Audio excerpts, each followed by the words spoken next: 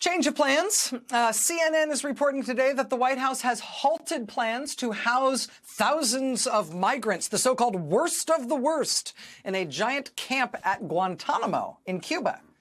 According to CNN, they say this change of plans has come, quote, amid concerns over conditions for detainees. Concerns over conditions.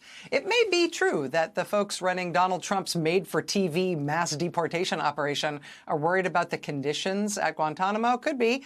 Or it could be that the epic logistical complications and massive expense of trying to set up a pointless diversion to Guantanamo just so they can make propaganda videos about it and post them on social media, maybe the embarrassment of having been caught out, already not sending the so-called worst of the worst, but instead sending people there with no criminal record at all.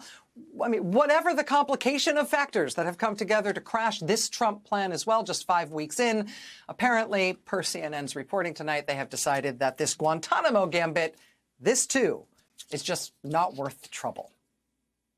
But don't worry, there is a new and even more expensive and inexplicable and morally and legally disastrous idea right behind it in line. Politico headline today, quote, Trump allies circulate mass deportation plan calling for, quote, processing camps and a private citizen army. Quote, a group of prominent military contractors, including former Blackwater CEO Erik Prince, of course, has pitched the Trump White House on a proposal to carry out mass deportations through a network of processing camps on military bases, a private fleet of 100 airplanes, and a, quote, small army of private citizens empowered to make arrests.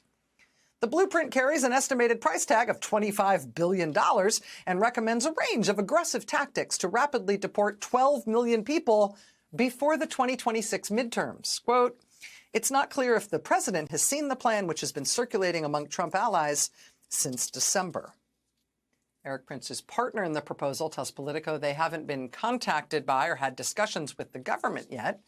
The proposal suggests deputizing 10,000 private citizens, giving them expedited training and the same federal law enforcement powers of immigration officials, including the right to arrest other people.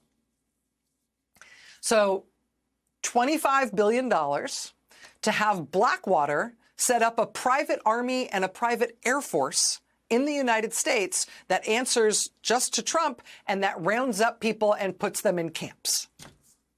What could possibly go wrong? This seems like a totally well thought out concept and definitely one that'll get really careful consideration if they're going to go through with it, right?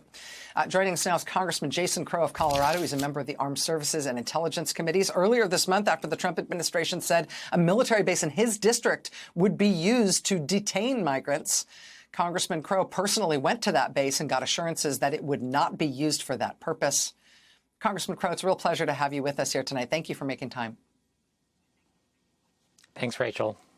What the Trump administration most wants people in rural areas and red areas to think of when they think about this new administration is immigration enforcement. This is the thing that they want to be, the thing that they are most known for and that they have put the most effort into in terms of public-facing media. And I think some people would sort of credibly argue that they've made a lot of propaganda about what it is they are doing on immigration enforcement. I mentioned the CNN reporting earlier that the Trump administration appears to be abandoning its plan to send people to Guantanamo after having a little flurry of activity around that, in which they used to create a bunch of propaganda. Now they're not going to do it anymore. There's also now reporting in Politico that they're considering a $25 billion program to privatize immigration enforcement and have essentially mercenaries do it. Some of the language and the planning and the activity around this thus far seems almost surreal. From the vantage point of your district in Colorado, what do you make of the reality of what they're doing and what they're trying to sell their voters on what they're doing?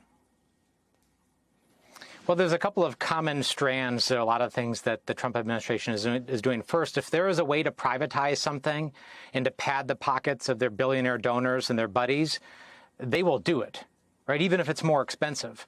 that they will do it. And this, the scheme to privatize immigration enforcement to private mercenaries, and it has the added bonus for them of hiding things, right? They like to hide things. They like to funnel money to their friends and to large corporations. So that is generally what happens in a lot of these cases with the Trump administration.